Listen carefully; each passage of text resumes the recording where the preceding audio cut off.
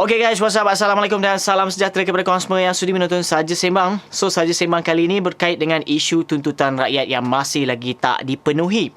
Okay, cerita pasal tuntutan rakyat tak dipenuhi ni mestilah cerita pasal KWSP. Cuma je dalam episod ni ada berita yang terkini lah. Titah daripada Agong sendiri. Okay, yang berkait dengan tuntutan rakyat yang perlu dipenuhi. Lagi-lagilah dalam tema keluarga Malaysia. So, di sini adakah ini merupakan berita yang baik ataupun hin-hin yang sedang bakal berlaku ataupun peluang yang cerah bakal penerima Aicitra untuk kesinambungan 5,000 lagi tuntutan rakyat yang perlu dipenuhi. Tapi sebelum tu guys, bagi korang yang belum subscribe ke channel ini, please klik di sini dan jangan lupa share dan juga like video ni guys. Sebelum ni aku ada sharekan Datuk Kamal ada mengemukakan tentang audit yang mana Malaysia still lagi dalam keadaan kerugian yang masih lagi belum pulih sepenuhnya. Statement ini juga ada dikeluarkan melalui titah yang di-Pertuan Agong. Okey, jom kita tengok paparan ini.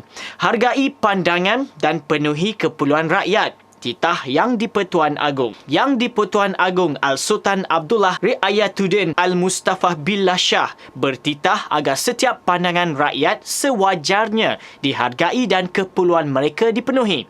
Berpandukan semangat keluarga Malaysia, Al-Sultan Abdullah bertitah rakyat Malaysia diibaratkan sebagai sebuah keluarga dan setiap ahli dalam keluarga hendaklah dihormati. Titah baginda lagi, sekiranya konsep itu diamati sebaiknya, semangat keluarga Malaysia boleh membawa kepada penyatuan dalam sebuah negara yang wujud beraneka kepelbagaian. Jika dasar keluarga Malaysia yang inklusif dan adil digabungkan pula dengan semangat sebuah keluarga Malaysia, better percaya negara akan terus berdaya saing dan mencapai kemajuan yang lebih tinggi. Justeru pelaksanaan semua program di bawah dasar keluarga Malaysia hendaklah diteliti, diperhalusi dan ditambah baik dari semasa ke semasa.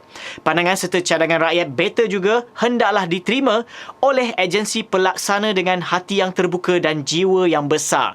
Titah Baginda. Sri Paduka Baginda bertitah pada istiadat menghadap dan istiadat pengurniaan darjah kebesaran, bintang dan pingat persekutuan bersempena Hari Keputeraan Rasmi yang di-Pertuan Agong di Istana Negara. Turut berangkat dalam istiadat tersebut ialah Raja Pemaisuri Agong Tunku Haja Azizah Aminah Maimunah Iskandariah. Pada istiadat itu, seramai 44 daripada 1,207 individu menerima darjah kebesaran, bintang dan pingat persekutuan tahun 2021 sempena Hari Keputeraan Rasmi yang di-Pertuan Agong yang disambut 7 Jun lepas. Namun tiada istiadat sambutan diadakan berikutan penularan COVID-19. Mengenai sambutan pada Sabtu, Sri Paduka bertitah ia dirancang untuk berlangsung pada Julai, namun tidak dapat dilaksanakan berikutan keadaan pandemik COVID-19 yang belum reda.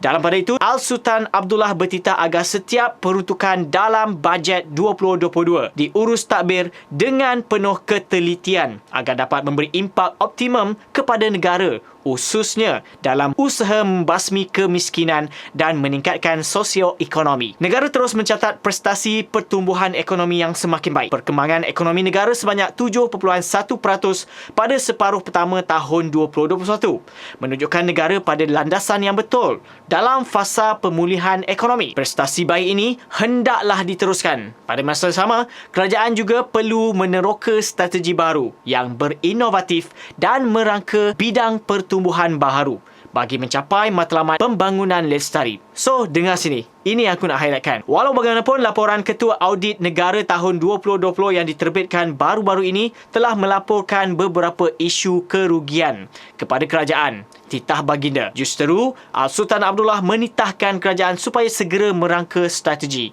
dan pendekatan yang lebih berkesan untuk menangani perkara tersebut agar ia tidak berulang lagi.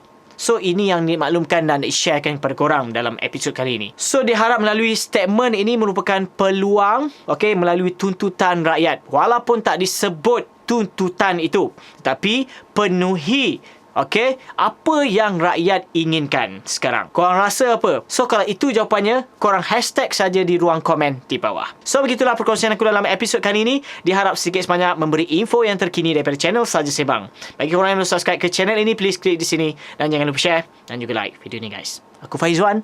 Assalamualaikum.